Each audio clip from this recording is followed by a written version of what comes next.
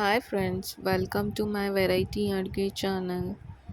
ಇವತ್ತು ನಾನು ಮಾಡೋಕ್ಕೆ ಹೋಗ್ತಾ ಇರೋದು ಟೊಮೊಟೊ ಚಟ್ನಿ ಹಾಗೆ ರವೆ ರೊಟ್ಟಿನ. ಇದು ಹೇಗೆ ಮಾಡೋದು ಅಂತ ನೋಡೋಕ್ಕಿಂತ ಮುಂಚೆ ನನ್ನ ಚಾನಲ್ನ ಇನ್ನೂ ಯಾರ್ಯಾರೆಲ್ಲ ಸಬ್ಸ್ಕ್ರೈಬ್ ಮಾಡಿಲ್ಲ, ನನ್ನ ಚಾನಲ್ನ ಸಬ್ಸ್ಕ್ರೈಬ್ ಮಾಡಿ ಹಾಗೆ ಬೆಲ್ ಐಕಾನ್ ಕೂಡ ಕ್ಲಿಕ್ ಮಾಡಿ.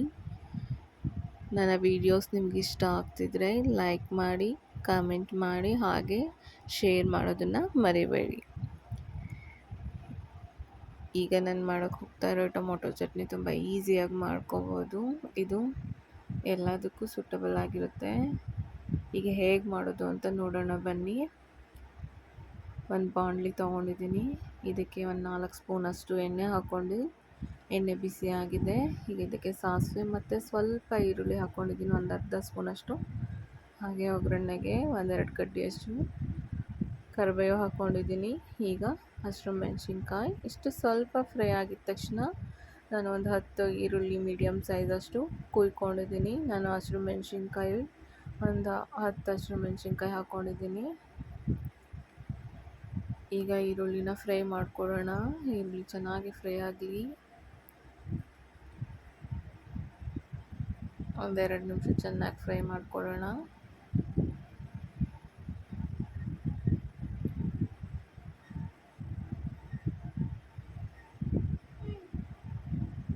ಈರುಳ್ಳಿ ಒಂದು 40% ಫ್ರೈ ಆಗಲಿ. ಈಗ ರುಚಿಗೆ ತಕ್ಕಷ್ಟು ಉಪ್ಪು ಹಾಕ್ಕೊತೀನಿ.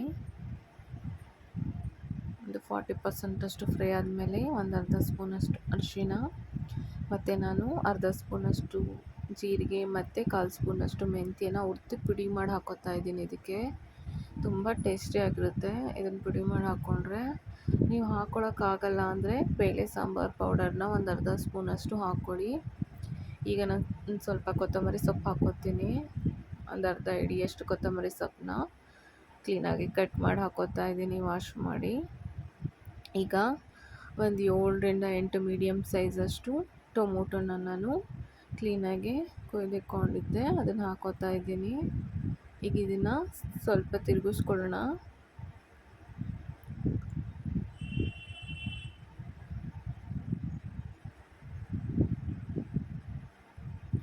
ಇದನ್ನು ಕ್ಲೀನಾಗಿ ತಿರುಗಿಸ್ಕೊಂಡು ಒಂದು ಲಿಡ್ನ ಕ್ಲೋಸ್ ಮಾಡಿ ಈ ಟೊಮೊಟೊ ಚೆನ್ನಾಗಿ ಸಾಫ್ಟ್ ಆಗೋವರೆಗೂ ನಾವು ಇದನ್ನು ಬೇಯಿಸ್ಕೊಳ್ಳೋಣ. ನಾನು 4 ಟೇಬಲ್ ಸ್ಪೂನಷ್ಟು ಎಣ್ಣೆ ಹಾಕಿರೋದ್ರಿಂದ ನೀರಿನ ಅವಶ್ಯಕತೆ ಇಲ್ಲ ಇದಕ್ಕೆ. ಸೊ ನಾನು ಇದನ್ನು ಒಂದು ಲಿಡ್ ಕ್ಲೋಸ್ ಮಾಡಿಕೊಂಡು ಒಂದು 5 ನಿಮಿಷ ಕಾಲ ನಾನು ಇದನ್ನು ಸಾಫ್ಟ್ ಆಗೋವರೆಗೂ ಬೇಯಿಸ್ಕೊತೀನಿ. ಹಾಗೆ ಇದು ಬೇಯೋವರೆಗೂ ನಾವು ಒಂದು ಬೌಲಲ್ಲಿ ರವೆನ ಕಲಿಸ್ಕೊಳ್ಳೋಣ. ರವೆ ಹಸಿಟ್ಟನ್ನ ಹೇಗೆ ಕಲಿಸ್ಕೊಳ್ಳೋದು ಅಂತ ನೋಡೋಣ ಬನ್ನಿ. 1 ಕಪ್ಪಷ್ಟು ರವೆ ತೊಗೊಂಡಿದ್ದೀನಿ. ಇದಕ್ಕೆ 1 ಸ್ಪೂನಷ್ಟು ನಾನು ಗೋಧಿ ಹಿಟ್ಟು ಹಾಕ್ಕೊತೀನಿ. ನಾನು ರೊಟ್ಟಿನ ಬಳಿಯೋದ್ರಿಂದ ಇದನ್ನು ತುಂಬ ಸಾಫ್ಟಾಗಿ ಕಲಿಸ್ಕೊಳ್ಳೋಣ. ಈಗ ಇದಕ್ಕೆ 1 ಸ್ಪೂನಷ್ಟು ಗೋಧಿ ಹಿಟ್ಟು ಹಾಕ್ಕೊತಾ ಇದ್ದೀನಿ. ರುಚಿಗೆ ತಕ್ಕಷ್ಟು ಉಪ್ಪು ಹಾಕ್ಕೊಂಡು ಇದನ್ನು ಕಲಿಸ್ಕೊಳ್ಳೋಣ.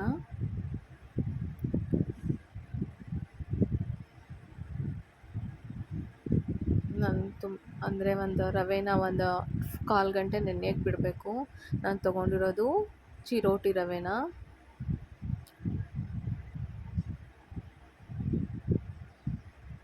ನಾನು 1 ಕಪ್ ಹಸಿಟ್ಟು ತೊಗೊಂಡಿದ್ದೀನಿ. ಇದಕ್ಕೆ 1 ಕಪ್ಪಷ್ಟು ನೀರು ಹಾಕ್ಕೊತೀನಿ. ನೋಡಿ ಎಷ್ಟು ಸಾಫ್ಟಾಗಿ ನಾನು ಇದನ್ನು ನೆನೆಯಕ್ಕೆ ಇಟ್ಕೊತಾ ಇದ್ದೀನಿ.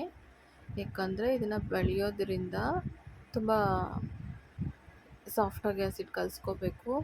ನೋಡಿ ನೀರು ಹಾಕ್ಕೊಂಡಿದ್ದೀನಿ ನಾನು.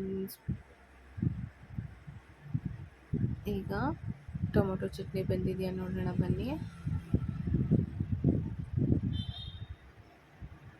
5 ನಿಮಿಷ ಕಾಲ ಇದನ್ನು ಬೇಯಕ್ಕೆ ಬಿಟ್ಟಿದ್ದೆ. ನೋಡಿ ಕ್ಲೀನಾಗೆ ಬೆಂದಿದೆ. ನೋಡಿ ಟೊಮೊಟೊ ಕೂಡ ಸಾಫ್ಟ್ ಆಗಿದೆ. ನಮ್ಮ ಈ ಟೊಮೊಟೊ ಚಟ್ನಿ ರೆಡಿಯಾಗಿದೆ.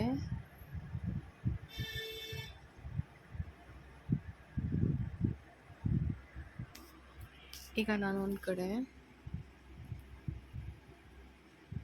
ತವ ಇಟ್ಕೊತೀನಿ. ತವಕ್ಕೆ ಎಣ್ಣೆ ಹಚ್ಚಿ ಕ್ಲೀನಾಗೆ ರೆಡಿ ಮಾಡ್ಕೊಂಡಿದ್ದೆ.